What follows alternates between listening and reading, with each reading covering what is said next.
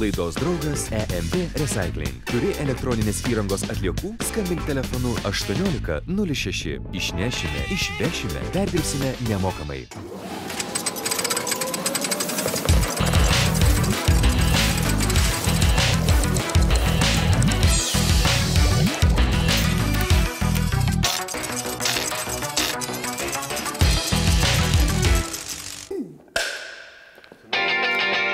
Sveiki, mėly žiūrovai!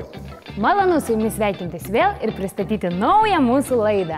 Mes labai džiaugiamės, kad jūs esate smalsūs ir mes sulaukime daugybės jūsų laiškų su prašymais atsakyti į klausimus ar atlikti vienus ar kitus eksperimentus.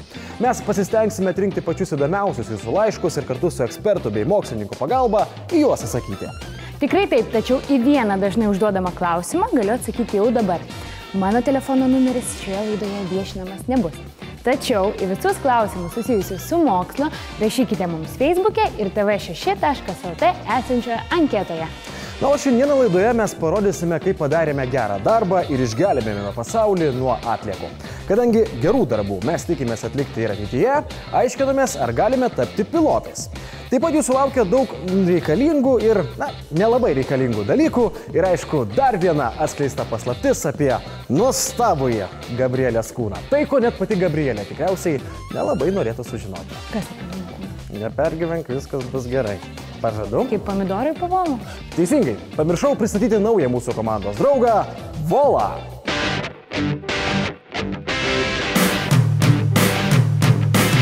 Susipažinkite. Čia Volas, o čia guminis ančiukas.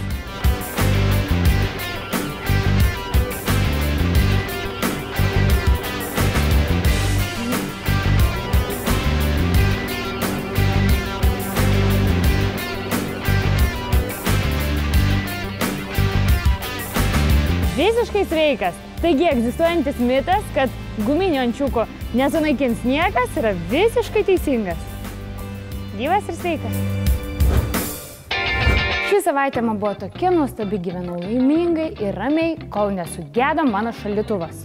Tai dabar tau reikalingas mokslininkas tam, kad išsirinktum naują? Ne, man reikia eksperto, kad tinkamai pasirūpinčiau seno šaldytuvo perdirbimu. Supranti, senuose šaldytuvuose esantis freonas pamažu garuoja ir yra kenksmingas mūsų sveikatai. Tad naudoti jo kaip spintelės tikrai negalima, o ir pamiškėje palikti būtų tiesiog bjauru.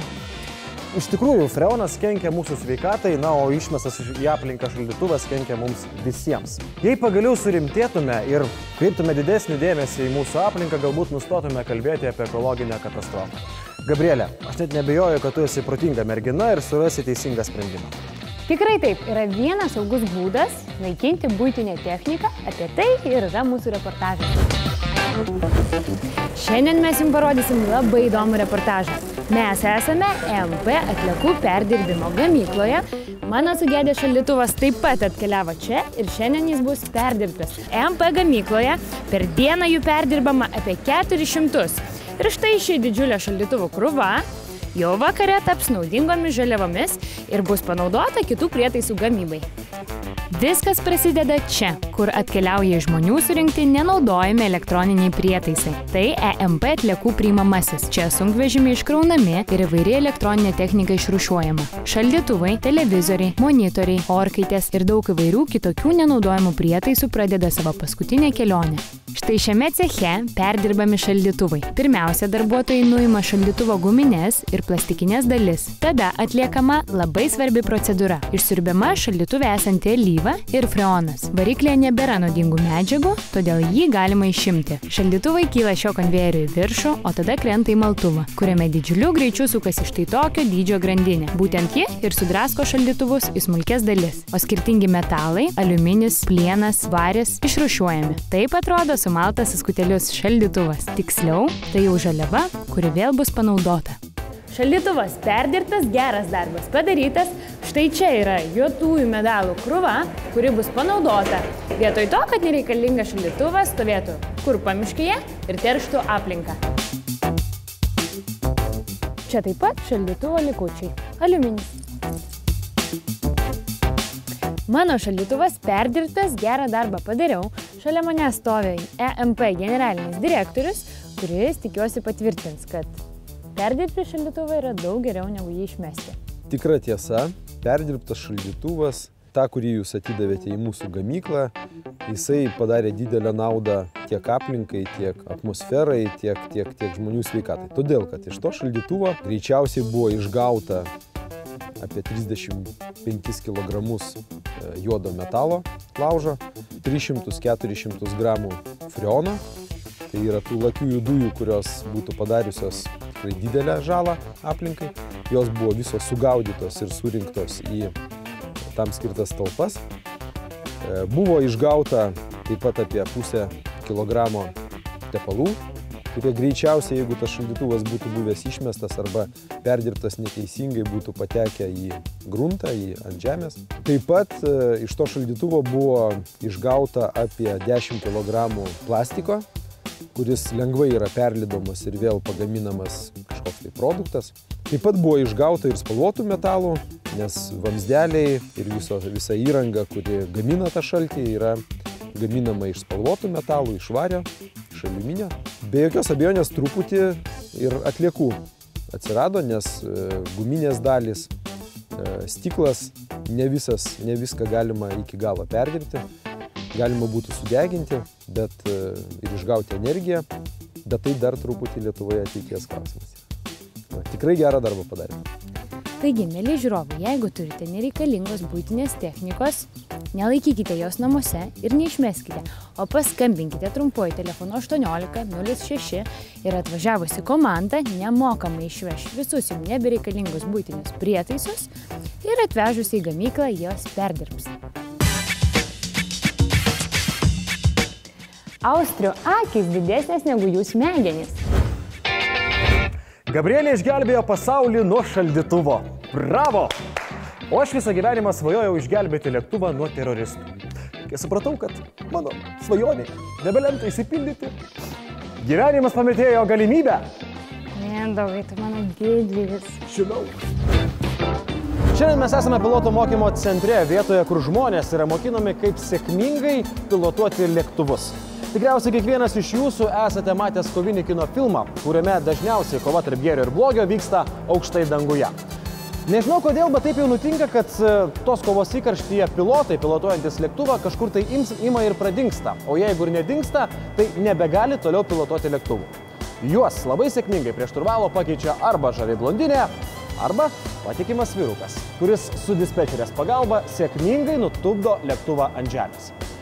Naująjį didvyrį pasitinka žmonės, dovanoja jam gėles, bučiuoja ir kitaip sveikina naująjį pilotą. Mums įdomu, ar tokia situacija iš tikrųjų galima realiame gyvenime?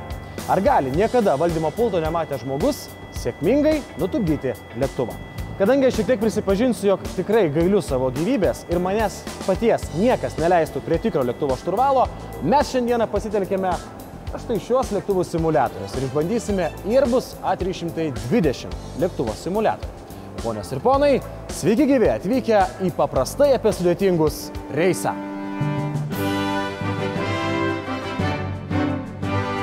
Po reklamos matysite.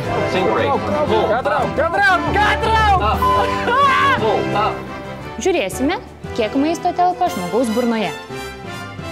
Mindaugas mane privertė praryti metalinę veržlę.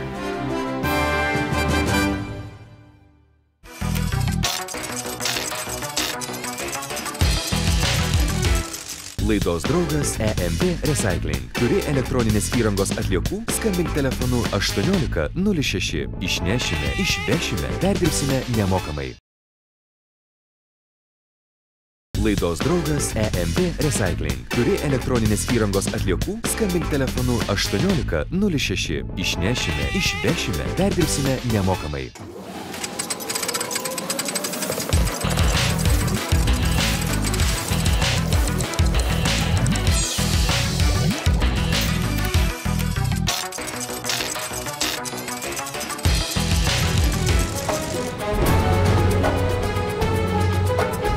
Gerbiami keleiviai, lėktuve nebeliko nei vieno piloto, bet jūs būkite ramus ir nesijaudinkite. Aš išgelbėsiu jūs ir nuleisiu ant žemės saugiai bei ramiai. Taip, aš matau, kad mes nusileisim saugiai ir ramiai.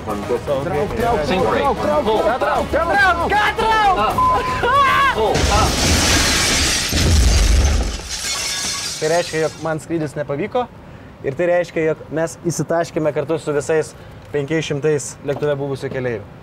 Gerai, aišku, tik tai viena, kad nutupdyti lėktuvo pirmą kartą matant visus prietaisus yra praktiškai neįmanoma. Dabar pabandykime pasikalbėti su patyrusiu pilotu ir pabandysime įsiaiškinti, ar vis dėlto gavus bent minimaliai žinių galima šitą daiktą nutupdyti ant žemės. Ar danguje yra greitkelis? Turiu omeny, ar yra keliai kažkokie tai, kur realiai... Žinoma, va jūs matot dabar, va čia yra trasa. Ir mes matom, kaip mes trasą galim skristi. Ir kaip mes skrendam oro trasos atžvilgiu. Bet pagrindė šitas mūsų geras draugas kompiuteris, kuriame mes užprogramuojam ir jisai praktiškai, kaip matot, autopilotas įjungtas, aš nieko nedarau. Ką tada daro pilotai? Pilotai, kai autopilotas įjungtas? Pilotas kaip operatorius, jisai žiūri, kad visos sistemos veiktų teisingai. Autopilotas veda tiesiai iki nusileidimo. Ir pilotui, ta prasme, nusileidus, reikia tik tai išjungti visą sistemą ir stabdžius net nereikia spausti, jis automatiškai ir stabdo. Tai kas čia per kino filmai tada, kam tai didvyriai reikalingi? Užprogramavo ir viskas. Reikia lėktuve turėti gerą kompiuteristą. Ir tada viskas. Teisingai, pilotai, kurie pradeda skraidyti su šio tipo lėktuvais, jie kažką praranda. Jie tampa grinai operatoriais, kurie operuoja šitą visą skaitmeninę sistemą, užprogramuoja lėktuvą nuo pakilimo iki nusileidimo. Jeigu neveikia kažkokios tai sistemos, mes, aišku, rankiniu būdu įvaldom. Bet sistemos veikia, tai yra daugiau komforto keleiviams. Jisai geriau vykdo visas komandas, kurias jam duodi, kaip jisai sugalvotas tas lėktuvas per elektros hidraulinę sistemą. Kaip matot, nėra šturvalo. Yra vadinamas joystickas, stikas, su kuriuo įvaldomas lėktuvas. Vietoj šturvalo pas mus šitam lėktuvė yra stalas. Valgėt. Nu va. Gerai, mes... Atjungiam autopilotą, ratai neišleisti. Taip, ratus reikia išleisti štai ratus, taip. Nelaužyt technikos, visai labai lengvai. Patrauk į save. O čia yra... Užsparniai. Nu, į taką dabar. Taikom žemyn. O, pasakysiu, kad tu po biškį įtrauk, tai trauk. Ant centro. O, truputį trauk į save. Sync rate.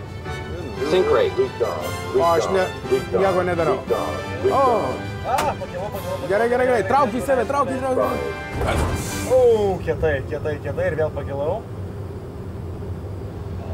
Nu va, sėkmingesnis nusileidimas. Aišku, tik tai viena, kad jeigu perimtume lėktuvą iš piloto likus vos keletai mylių, sakykime, iki nusileidimo tako, tai vis tiek nuleisti greitai susivokti, kas vyksta, būtų per mažai laiko.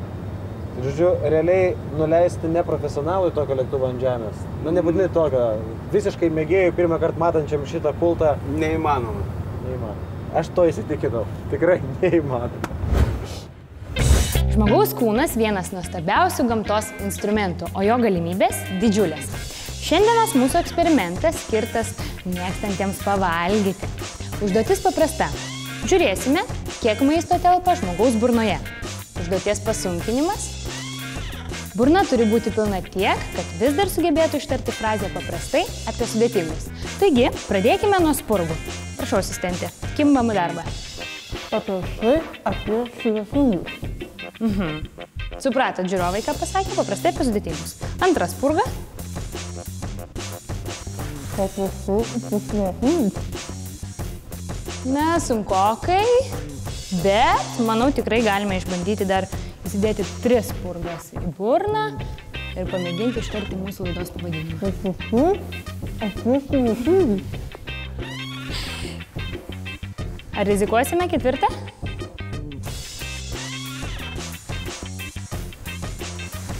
Patalpinti gal ten.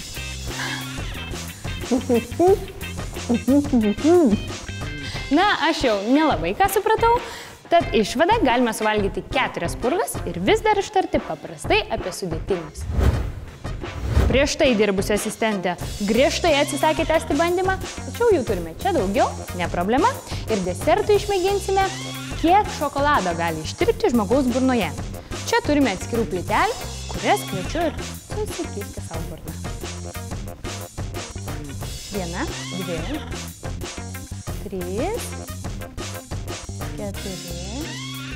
Paprastai apie sudėtingus. Tai truputėlį pakamtyk. 5. Paprastai apie sudėtingus. Paprastai apie sudėtingus. Susidėjus 6 plytelės šokolado į burną tikrai dar nėra sunku ištarti frazę, o 7 plytelė jau gali būti lemiama. Paprastai apie sudėtingus. Puikiai. Paprastai apie sudėtingus. Viską supratau. 8 šokolado plytelės. Mūsų asistentė priepalis, taip kad turbūt 8 plytelė šokolado jau yra lemiama ir 9 jau nebesidėkite į burną. Apie 70% buitinės technikos atliekų gyventojai kaupia namuose. Gal metas susitvarkyti? Gabrielė, kai tu atėjai pas mus, tau sakė, kad tai bus eksperimentinė laida. Na taip. Tai va, žinok, mūsų laukia dar vienas labai įdomus eksperimentas. Tiesiai iš studijos mes važiuosime pas rentgenologą ir aiškinsimės, kaip dirba rentgeno aparatas. Ir aš tik pagalvojau, kad visi mokslininkai ir eksperimentatoriai yra tokie, nelabai patiklus. Ir nusprendžiau jiems pakišti tokį mažytį trojos arklį. Tai šitą mažytę veržlytę.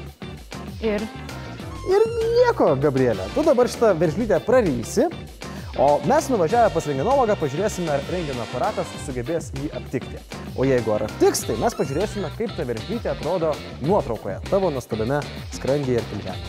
Gerai? Tu nieko nesakyk, Gabrielė, tiesiog paimk šitą veržlytę ir praeik.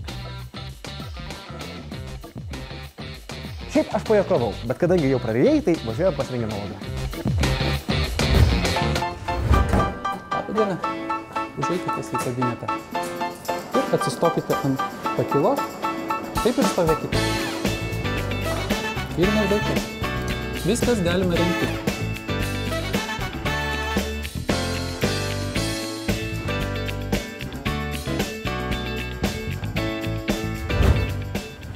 Kadangi matau, kad yra didelio tankio svetimkūnis, greičiausiai metalinis, taip ir iškyla klausimas, kas atsitiko? Mindaugas mane privertė praryti metalinę veržlę. Aha. Ir dabar jau man pasidarė neramu.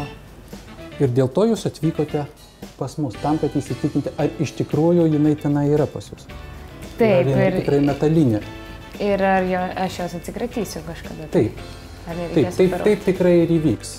Kadangi jinai veržlė, tarkim, įvardinkim ją kaip veržlė dabar, jinai yra mažutė, paprastai tokie daiktai, jie neužstringa.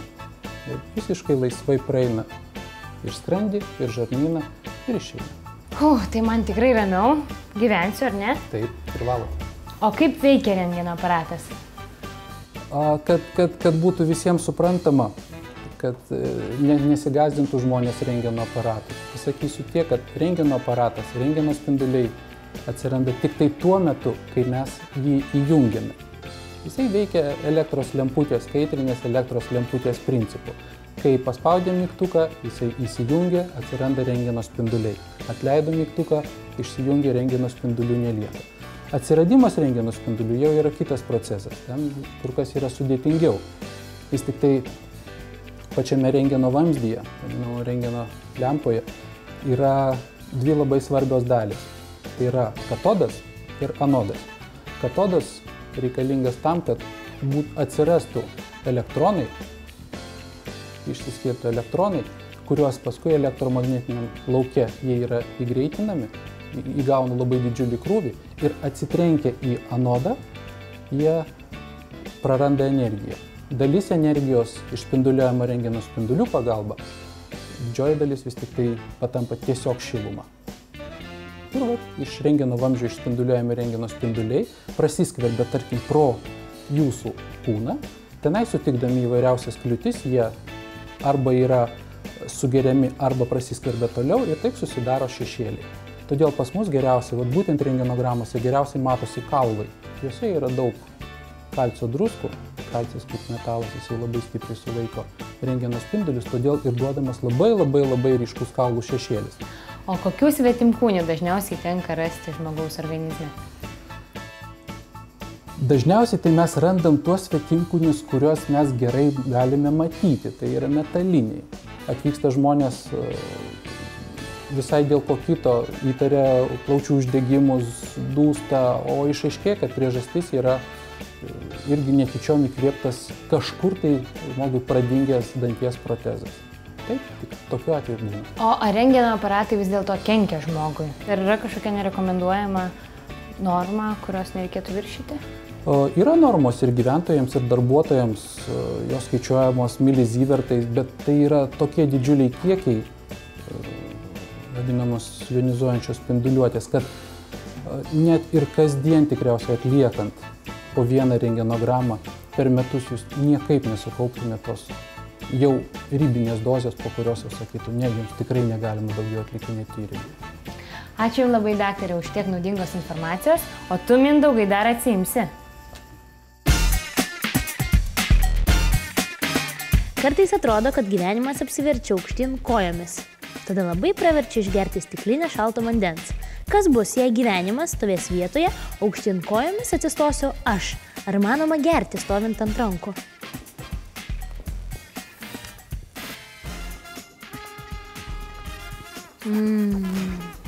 Vandenukas tyras. Įmanoma? Išbandykite tai ir namuose. Viskas, šiai savaitei nuotykių man tikrai pakaks. Tikiuosi, ta didžiulė veržlė mano pilve nepradės rūdyti. Gabrielė, tai buvo pati mažiausia veržlytė, kokią aš tik tai galėjau surasti. Mes netrukus eisime kurti naujų temų ir eksperimentų ir aš net nebejoju, kad tu viską pamirši. Taip, vieną aš jau žinau. Žiūrėsime, ką veikia žmogaus prairytas gyvas tarakonas. Gabrielė, gal mes apie tai pakalbėsime po laidos. Gerai? Mėly žiūrovai, mes einame kurti naujų temų ir eksperimentų ir pažadame, kad kitą savaitę bus tikrai labai įdomu. O jeigu norite, kad būtų dar įdomiau, tuomet aplankykite mūsų laidos paprastai apie sudėtingus puslapį internete. Tai yra Facebook'e arba tv6.lt svetainėje. Ten užpildykite anketą ir pasiūlykite savo temą arba užduokite jums rūpimą klausimą. Ačiū už dėmesį ir iki kitos savaitės. Iki.